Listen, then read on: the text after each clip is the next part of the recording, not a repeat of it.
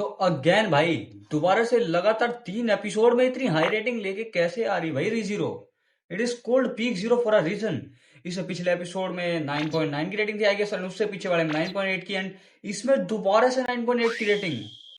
भाई क्या ही तो कर रहे हैं। आई डोंट नो कि कोई भी इंडियन क्रिएटर इसके बारे में बात क्यों नहीं कर रहा है यार। लिटरली मुझे एक भी इंडियन क्रिएटर ऐसा नहीं मिला जो रीजीरो के बारे में बात कर रहा हूँ। लेकिन कोई नहीं, हम कर लेते हैं। ये एपिसोड, ये भी एज यूजुअल एब्सोल्यूट सिनेमा ही था, एंड ये स्टार्ट होता है वहां से जहां सुबारू उसकी डेड बॉडी को हाइड कर रहा होता है, एंड वी ऑल नो कि this timeline is so fucked up. ये देयर इज नो वे कि ये इस टाइमलाइन में जिंदा रह सकता है, क्योंकि जैसी इसने हरकतें की हैं ना इस एपिसोड में, ये पक्का मरने वाला है। नेक्स्ट एपिसोड में मरना चाहिए यार, क्योंकि आई डोंट नो कि जो अभी एंड में हुआ उसके बाद ये कैसे जिंदा रहने वाला है। बट इस एपिसोड में हमें बहुत सारी चीजें जानने को मिली है। जैसे जैसे ही ये इस बॉडी को हाइड करता है, इस बॉडी को हाइड करते ही वी ऑल नो कि कोई भी मरता तो उसकी डेड बुक यहाँ पर आ जाती है, एंड मेली की भी बुक यहाँ पर लाइब्रेरी में इन्हें मिल जाती है। एंड मैं सोच रहा हूँ, अगर मान के देखो, अगर सुबारू की जगह वो बुक किसी और ने रीड कर ली होती तो इसकी वहीं पे फील्डिंग सेट हो जाती भाई। फिर तो ये तभी इसका खेल खत्म हो जाना था। मुझे नहीं पता कि इन सबका रिएक्शन क्या होता है ये देखने के बाद सुबारू ने इतनी बुरी तरह से मारा है। वी डोंट नो, ये शायद वो मान भी जाते कि ये सुबारू नहीं था, बट फॉर्चुनेटली सुबारू इसे रीड करता है, एंड उसे रीड करने के बाद हमें थोड़ा मेली की स्टोरी, बैक स्टोरी के बारे में पता चलता है, जिसके बारे में मैं क्या ही बात करूं। It is just same as Mowgli. Mowgli आप सबने देखा होगा, डिट्टो सेम वही है भाई। बट हाँ, एक जो चीज़ हमें काम की इसमें पता चली थी वो थी कि इसकी जो मदर थी मेली की, वो और कोई नहीं थी, वो थी Capella, which is the sin archbishop of lust. And इसके अलावा इतना कुछ खास हमें पता नहीं चला, बट एक चीज़ जो हमें पता चली थी वो थी कि सुबारू ने इसे मारा था, एंड ये देख के ही हमें पता चल गया है कि ये सुबारू का नहीं था। देयर इज समवन जो सुबारू की बॉडी को कंट्रोल कर रहा है। उसने सुबारू की बॉडी को कंट्रोल किया। फर्स्ट टाइम वो लाइब्रेरी में था जब उस टाइम पे उसकी बॉडी को कंट्रोल किया था, एंड सेकंड टाइम जब पिछले एपिसोड में हमने देखा था कि जहाँ पर मेली उसके कान के पास जाके कुछ बोलती है, एंड नेक्स्ट सीन में वो डैडी दिखती है। सो उस सीन के बीच में ये हुआ था कि सुबारू की बॉडी पर किसी ने कंट्रोल कर लिया था, एंड उसने मेली को मार दिया। एंड ये होने के बाद जब सुबारू उस बुक को रीड करता है तो इसके साथ सेम वही चीज़ होती है जो गारफील्ड और एल्सा के साथ हुई थी। यू नो क्या हुआ था उनके साथ, कि गारफील्ड ने उसे मार दिया था लेकिन वो बार बार दिखाई दे रही थी उसे। सेम चीज़ अब सुबारू के साथ हो रही है, उसे भी मेली बार बार दिखाई दे रही है। बट मोस्ट लाइकली ये जो भी है ये मेली नहीं है, ये वही है जिसने सुबारू की बॉडी पे कंट्रोल किया था।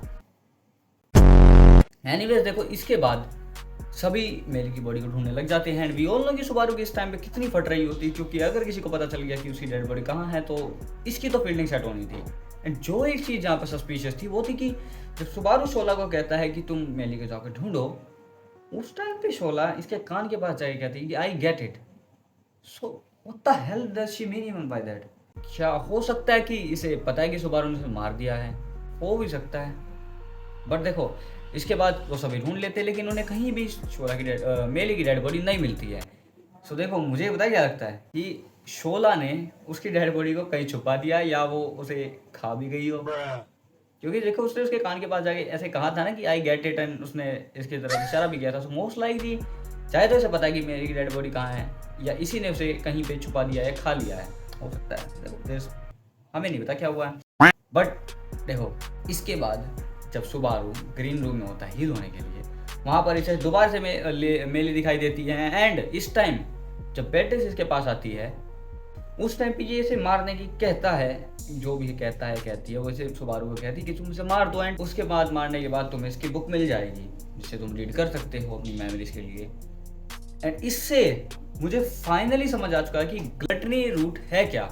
देखो, मैंने ना तो इसे रीड किया, मैंने बस इसके थोड़े बहुत स्पॉयलर्स ऑनलाइन देखे थे, लेकिन अब बिना पढ़े ही मुझे समझ में आ चुका है कि क्या होने वाला है।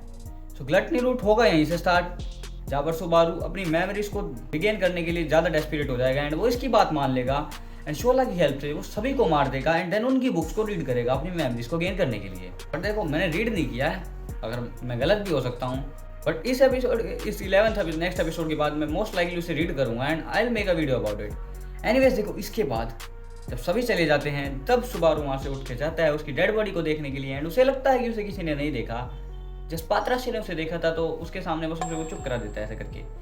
लेकिन जैसे ही वो उस रूम में जाता है, पीछे से राम आ जाती हैं, एंड ये सीन भाई, क्या ही तो सीन था ये पोस्ट जो इस राम कर रही है भाई, absolute Cliff hanger.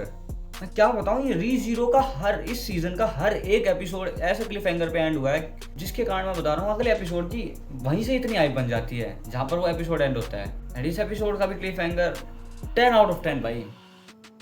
We don't know कि नेक्स्ट एपिसोड में क्या होने वाला है। क्या सुबारू राम को मार देगा?